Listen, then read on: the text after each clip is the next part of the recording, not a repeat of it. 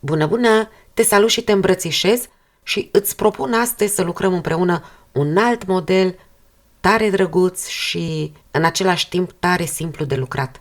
Model de sezon, să-i zic, deoarece îl poți lucra cu fire care să conțină lână, combinații de fire, îl poți folosi pe bluze ori cardigane, pe croiurile simple. Dacă vrei să lucrezi o bluză cu anchior și vrei să te orientezi la croi, îți recomand bluza No Stress. Dacă vrei să lucrezi o bluză bărcuță, foarte simplă, îți recomand puloverul mandarină. Dacă vrei să-l faci simplu, cu un decolteu rotund la baza gâtului, îți recomand pulover simplu tricotat. Iar dacă vrei să lucrezi un cardigan în anchior, îți recomand iarăși cardiganul Marta. Modelul se formează pe multiplu de 4 ochiuri. Eu am montat 22, 20 pentru model și încă 2 ochiuri de margine, deoarece nu vreau să-mi fie afectat modelul. Am lucrat câteva rânduri de elastic, un ochi pe față, un ochi pe dos, și voi pe produsul vostru veți avea o bordură.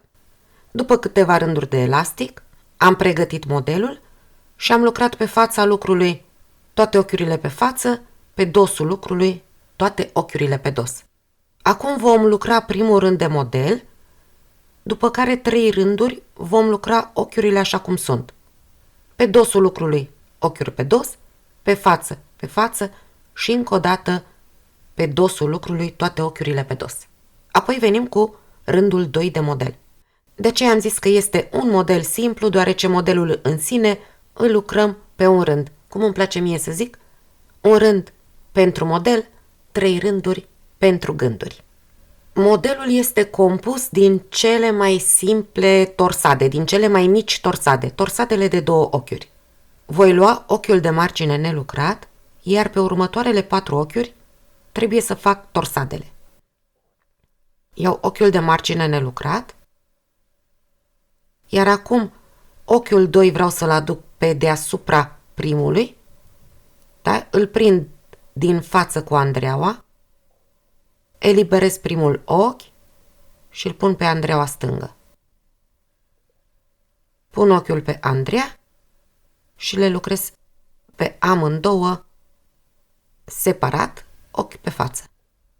Următoarele 2 ochiuri, tot ochiul din mijloc vreau să-l duc deasupra celui din stânga, deci cel din stânga vine lucrat primul, îl prind cu andreaua dreaptă,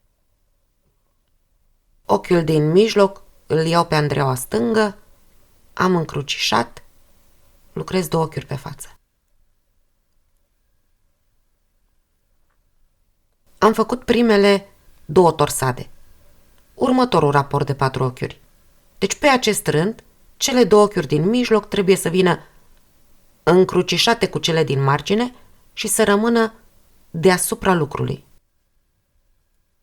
Primele 2, am zis că cel din mijloc rămâne deasupra lucrului, pe primul îl duc pe dos, le încrucișez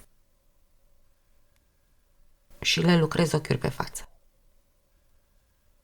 Următoarele 2, primul rămâne deasupra lucrului, le încrucișez, le-am schimbat poziția și le lucrez ochi pe față. Am 5 rapoarte de model, merg cu lucrul până la capăt. Pe fiecare grupă de 4 ochiuri fac câte 2 torsade, mai am ultimul raport, da, același model, așa, ultima torsadă și partea care necesită atenție a trecut, rândul care necesită atenție a trecut, 3 rânduri voi lucra ochiurile așa cum sunt. Pe dosul lucrului ochiuri pe dos, pe fața lucrului ochiuri pe față. Da, deci vin cu toate pe dos.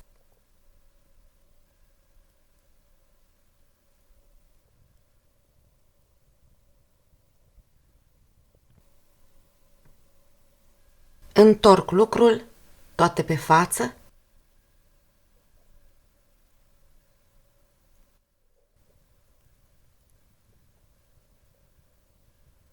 Am terminat și rândul pe față și rândul numărul 3, iarăși pe dosul lucrului, cu toate ochiurile pe dos.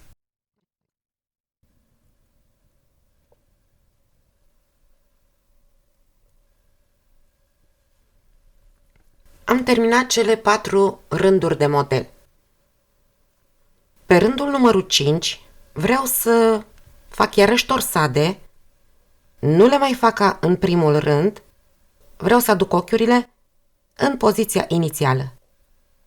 Iau ochi de margine, de data aceasta ochiurile din exterior trebuie să vină în interior, pe fața lucrului. Prind al doilea ochi pe andreaua dreaptă, pe primul, pe fața lucrului, îl prind cu andreaua stângă și le lucrez ochi pe față. Aici la fel, pe deasupra lucrului, prind al doilea ochi, pe primul îl duc pe dos, pe andreaua stângă, le-am încrucișat, le-am lucrat ochi pe față. Următoarea grupă de 4, aduc ochiurile pe deasupra lucrului în poziția inițială. Le-am încrucișat, le lucrez. Prind al doilea ochi pe fața lucrului, pe primul duc pe spate și lucrez ochiuri pe față. Mai departe, tot rândul îl continui în acest fel.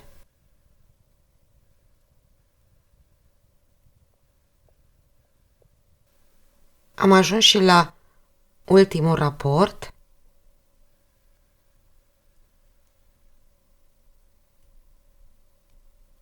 Ultima micuță torsadă.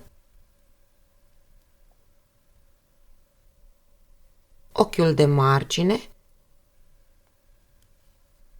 și iarăși 3 rânduri cu toate ochiurile așa cum sunt, iarăși dos, față, dos și reiau de la prima torsadă, când ochiurile din mijloc vor veni spre exterior. Am mai lucrat câteva rânduri, să-l vezi cum arată și lucrat. Eu am folosit un fir subțire și am folosit andrele 3,5, dar îl poți folosi pe o varietate foarte mare de fire de iarnă, de fire cu lână, fire mai mult sau mai puțin pufoase, combinații în care să existe și lână, mohair combinat cu un alt fir. Dacă andrelele sunt mai mari, automat și acest fagure iese mai mare și mai vizibil. Iar dacă ești curioasă, poți proba să vezi fagurele mărunt, în care faci același lucru, dar între torsade vii doar cu un rând cu ochiuri pe dos, iar pentru un fagure mult mai alungit, în loc de 3 rânduri între modele, poți proba să lucrezi 5 rânduri. Acum îți urez ca de fiecare dată să ai și spor și imaginație și curaj. Te pup! Pa, pa!